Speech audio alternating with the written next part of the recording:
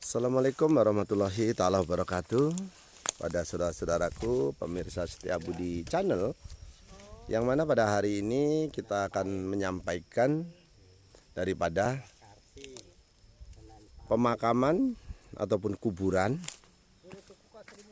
yang mana apabila kita ini kuburannya baru yang meninggalnya di hari Selasa Kliwon, ini sangat berhati-hati pemirsa. Kalau kita tidak tunggu ataupun kita tidak awasi, maka digunakan untuk orang-orang yang mempunyai ilmu hitam. Kenapa tali pocongnya pemirsa? Jadi tali pocongnya ini bisa digunakan untuk kejahatan. Termasuk bantalnya ataupun tanah yang dibentuk bulat, ditaruh di belakang kepalanya.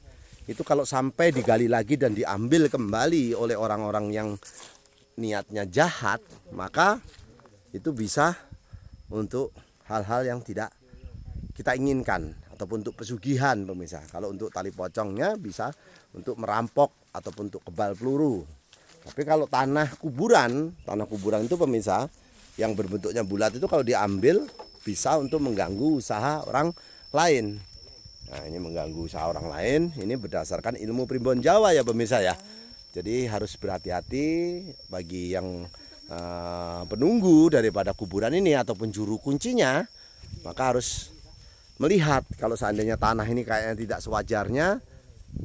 sewajarnya, kok ada rasa keganjilan, kok dibongkar segala macam, ya itu berbahaya, bisa digunakan untuk tindak kejahatan. Makanya juru kunci ini punya tanggung jawab besar untuk hal-hal pengamanan daripada makam ini, makam yang ada di sini.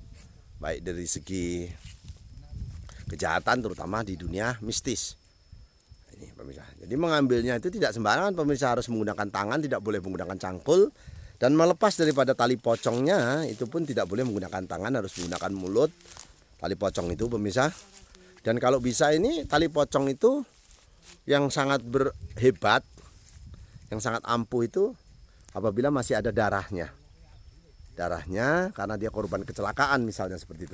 Jadi kalau ada darah di tali pocongnya itu, maka tali pocong itu menjadi sangat-sangat berkhasiat untuk ilmu hitam ini pemirsa ya. Jadi kita harus waspada. Ilmu hitam sekarang ini masih banyak digunakan oleh orang-orang yang tidak bertanggung jawab. Maka saya minta kepada juru kunci ini supaya lebih berhati-hati dan lebih berwaspada. Karena apa? Digunakan oleh orang-orang yang niatnya jelek itu loh pemirsa. Ini itu orang-orang yang melakoni daripada ilmu hitam. Kepada saudara-saudaraku, kembali lagi ke permasalahan kuburan. Jadi kuburan ini pemirsa kadang-kala diartikan untuk orang yang sudah meninggal dunia, dan kita ini apabila berkunjung supaya kita ingat mati.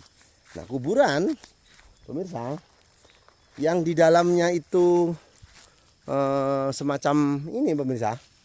Nah, ini kuburan yang ada penunggunya ataupun kuburan yang ada kodamnya. Nah, cirinya seperti ini pemirsa. Nah, ini ciri-ciri ada kodamnya ataupun penunggunya ataupun yang meninggal ini mempunyai kelebihan.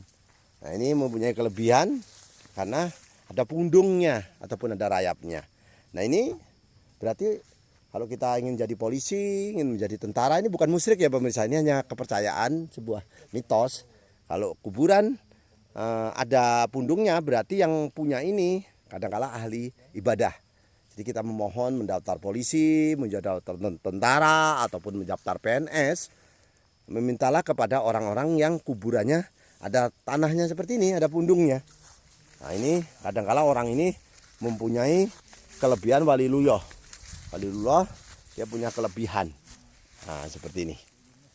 Nah, ini memang rumahnya hancur ya pemirsa ya, karena sudah saking lamanya, tapi kuburannya ada pundungnya. Nah, seperti ini. Ini kalau membawa kembang ke makam jangan dicium dulu ya pemirsa ya. Jangan dicium dulu, jangan ini kalau sisa-sisa daripada membangun makam ataupun membuat kijing nih, sisa pasir, sisa semen nggak usah dibawa pulang pemirsa, kecuali cetok punya tukangnya. Kenapa? Kadang-kadang menimbulkan sesuatu yang tidak kita inginkan. Nah ini pemirsa yang perlu saya sampaikan di video ini.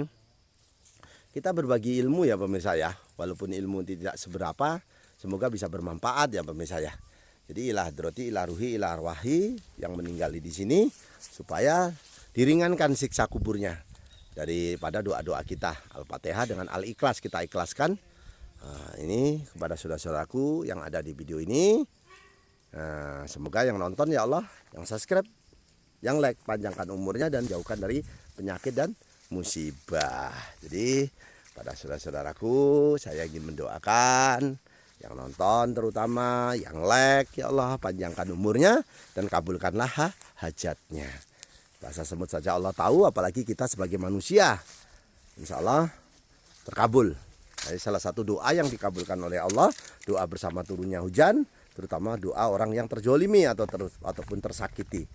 Jadi salah satunya kita ke tempat makam seperti ini, saudaraku, bukan kita tergantung ataupun kita ini bukan ya pemirsa ya. Yang paling terpenting adalah mengingatkan kita bahwa kita siapapun bakal mati.